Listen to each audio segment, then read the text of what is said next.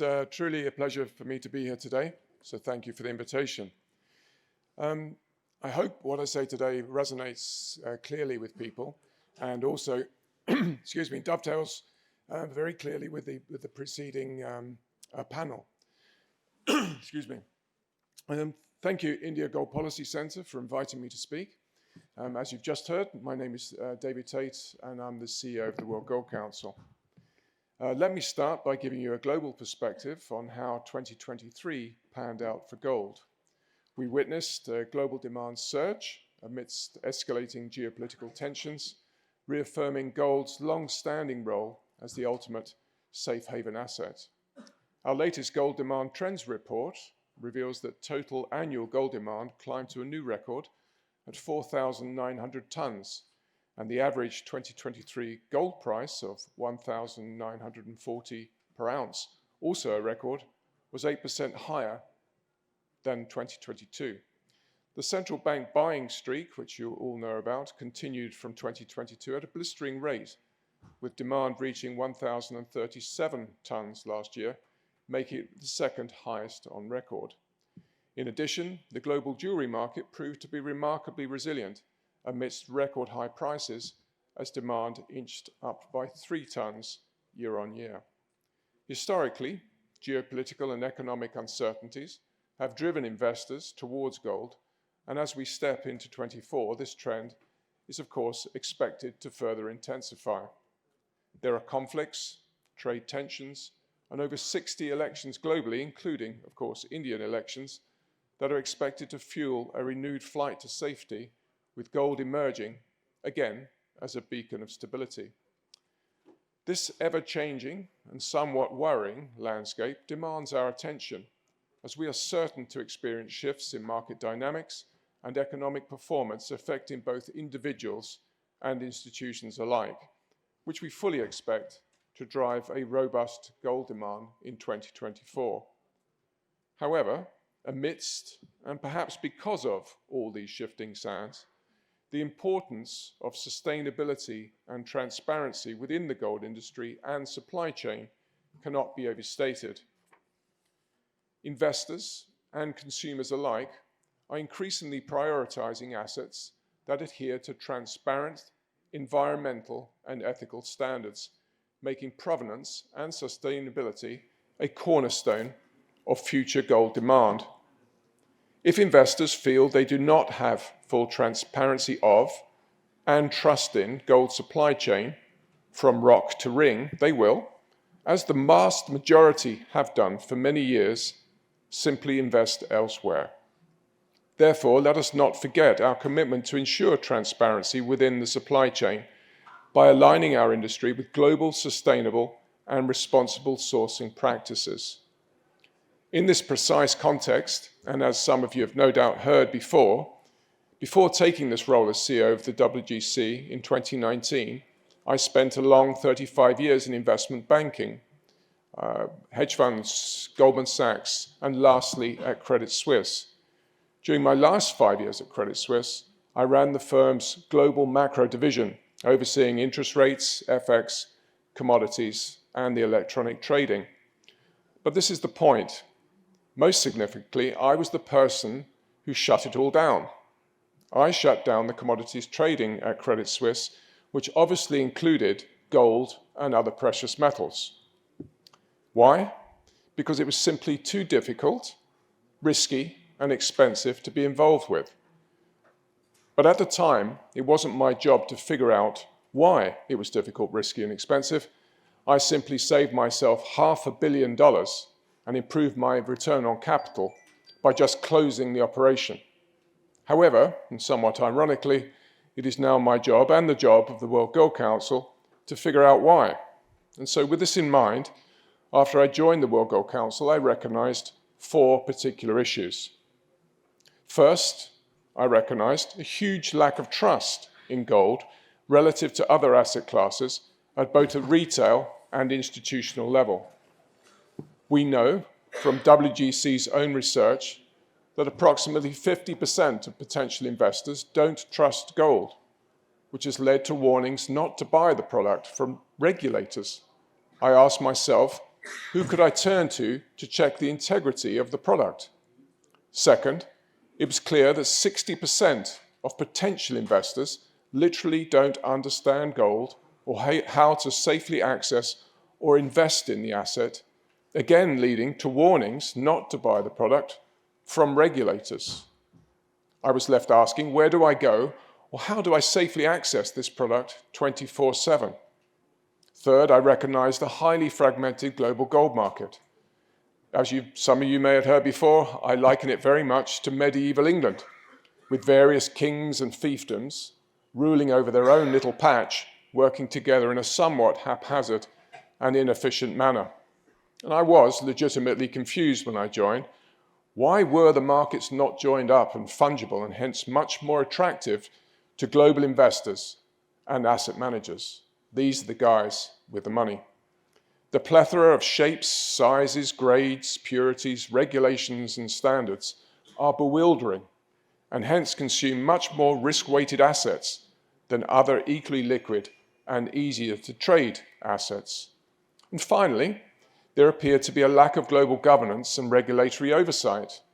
Unlike other parts of the financial market, there is no overarching entity or body drawn from the entire supply chain working for and on behalf of the gold industry. And so I asked, who's got responsibility for our industry's future? Has its development been little more than haphazard or Darwinism? Recently, a journalist asked me, in fact, many do, what is this utopia I imagine, I dream about? What does it look like for the gold industry? And I say, I can see it very, very clearly. Some may accuse me of being naive, but it's very clear to me.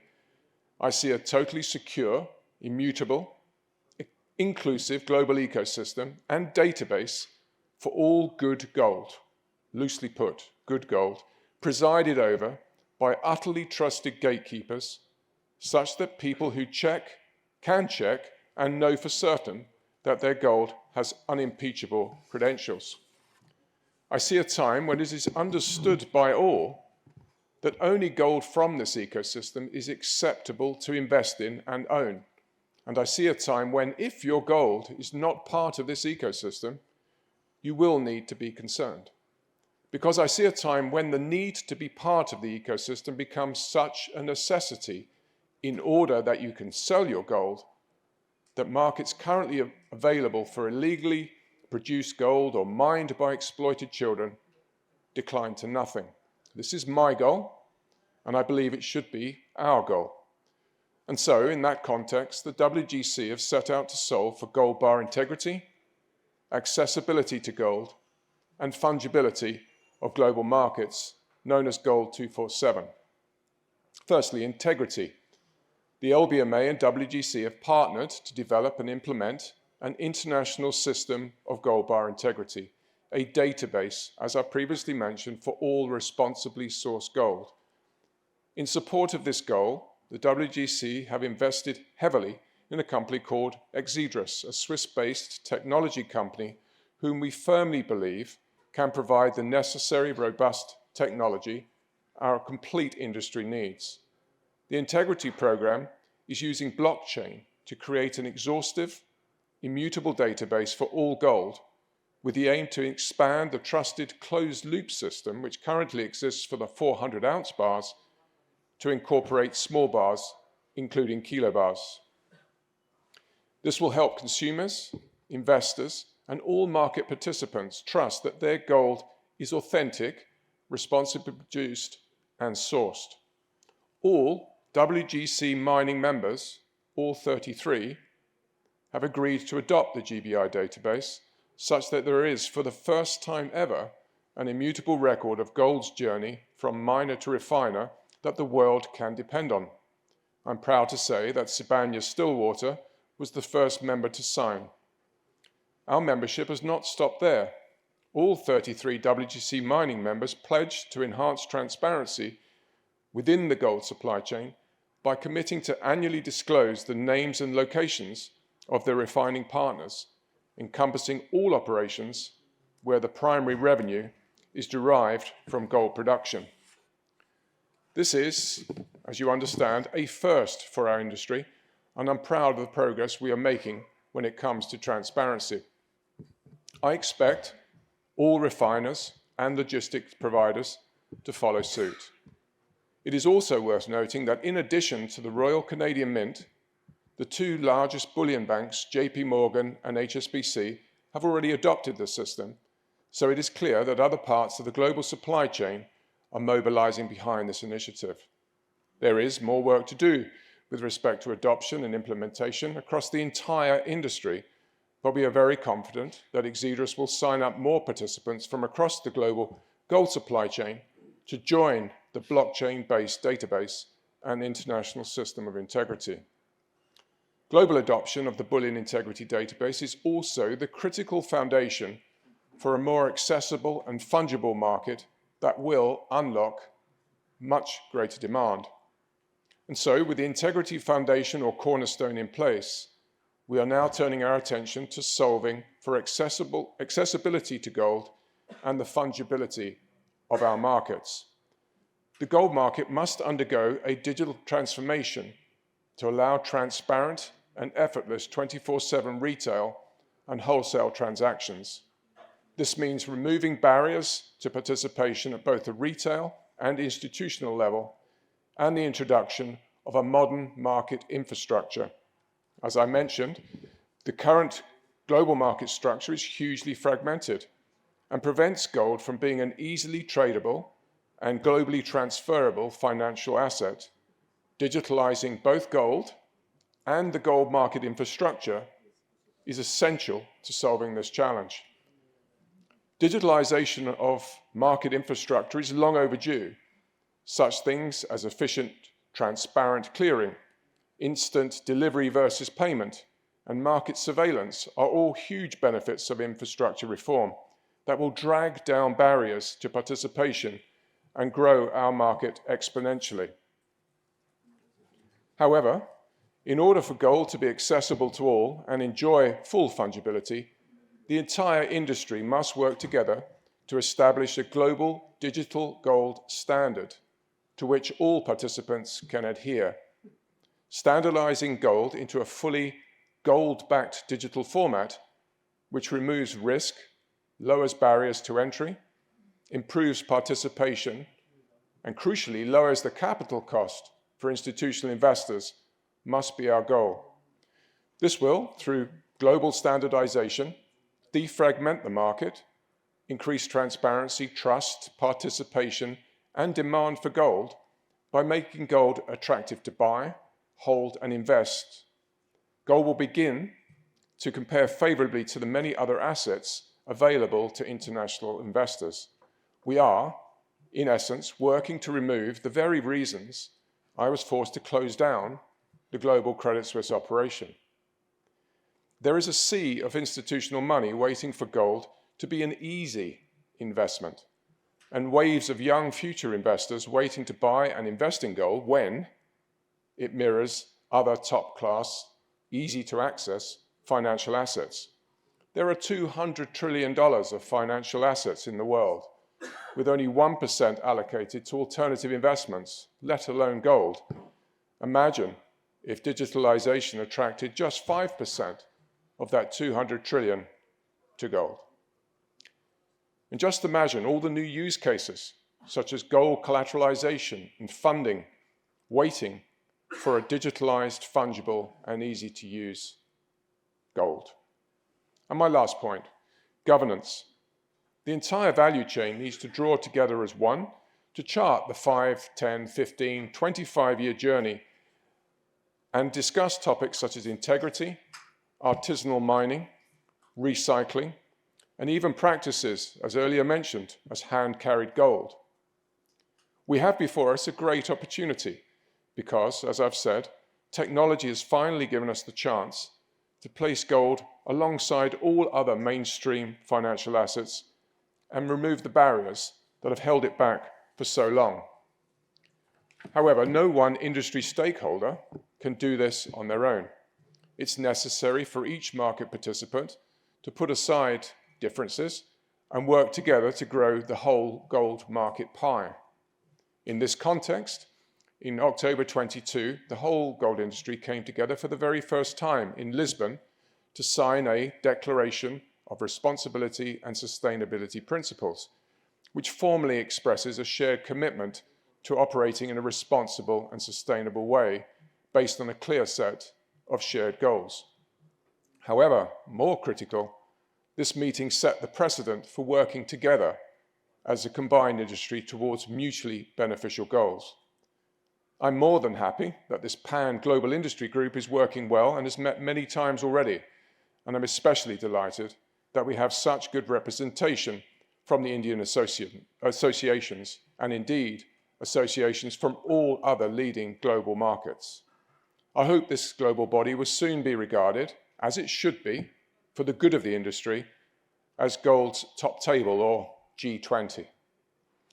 A further recent example of how powerful collaboration can be is at the Financial Market Standards Board, or FMSB, and the multi-stakeholder working group convened to identify necessary enhancements to the OTC gold market. Over the past 5 years, the Precious Metals Working Group, made up of the world's leading banks, financial associations, LBMA and World Gold Council, has undertaken an extensive review of this market and published a number of observations as to how fairness, effectiveness and transparency can all be enhanced. In fact, the final report was published only the last few months, and I really would encourage you to read the report to find out more about how this work will change and indeed improve the global gold market. For example, one of the many observations identified by the working group was the fact that gold, despite what we may think of it, is not recognized as a high-quality liquid asset. Somewhat remarkable. Correcting this requires collective industry action, and we will be working alongside the LBMA and many key industry stakeholders to address both this hugely important issue and, of course, a number of other significant market developments. And now turning our attention to India, a nation where gold is deeply ingrained in its culture and way of life. 2023 presented a nuanced narrative. India's gold demand in 23 declined by 3% to 748 tons, strongly influenced by a historically high gold price. However, bar and coin investment in India rebounded, growing by 7% to 185 tons year on year, supported by increased interest from physically backed gold ETF investors, sending total gold holdings to a record 42 tons by year end. The ETF growth, I believe, is very significant. Digital gold is another vertical where we are seeing a tremendous rate of growth, although from a small base. The subdued demand range of 700 to 800 tons since 2019 is attributable to continuous rises in prices and duties, stock market outperformance, and impending elections. But increasing acceptance of elevated price levels suggests the potential for a spurt in demand in the near future. In 24, India's gold industry should benefit from ongoing positive economic conditions. I'd now like to bring your attention to some of the work we are doing in India to help improve access to and trust in gold. India has probably the youngest population in the world, with over 55% of the population below the age of 25. As a consequence, we are actively working on enhancing gold's relevance among young Indian consumers through multimedia market campaigns like You Are Gold and Power Your Portfolio with Gold. These campaigns showcase gold as a symbol of self-expression and a trusted asset in investment portfolios, emphasizing its versatility and long-term value. In addition to these impactful campaigns, we're actively supporting the Indian International Bullion Exchange, as you've heard. We believe this exchange will provide liquidity, price transparency, and risk management features, ensuring the quality and authenticity of gold. By embracing technology and in creating a seamless marketplace for gold, India can position itself as a significant bullion trading hub, as you heard so recently. Furthermore, we are working flat out to launch the India Self-Regulatory Organization, the SRO, this year.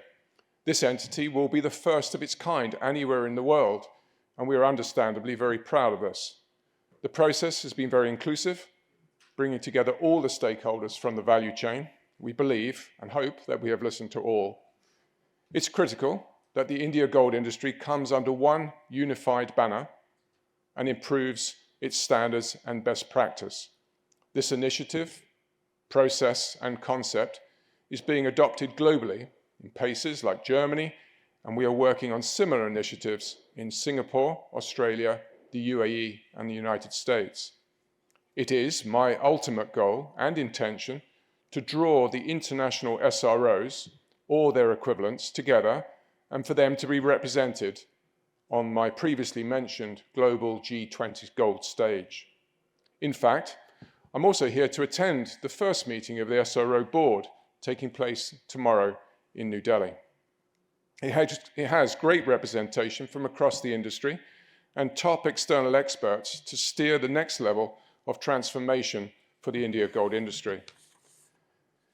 It is clear for all to see that the world's governments and regulatory bodies will continue to push for a totally transparent, fair, and effective gold market.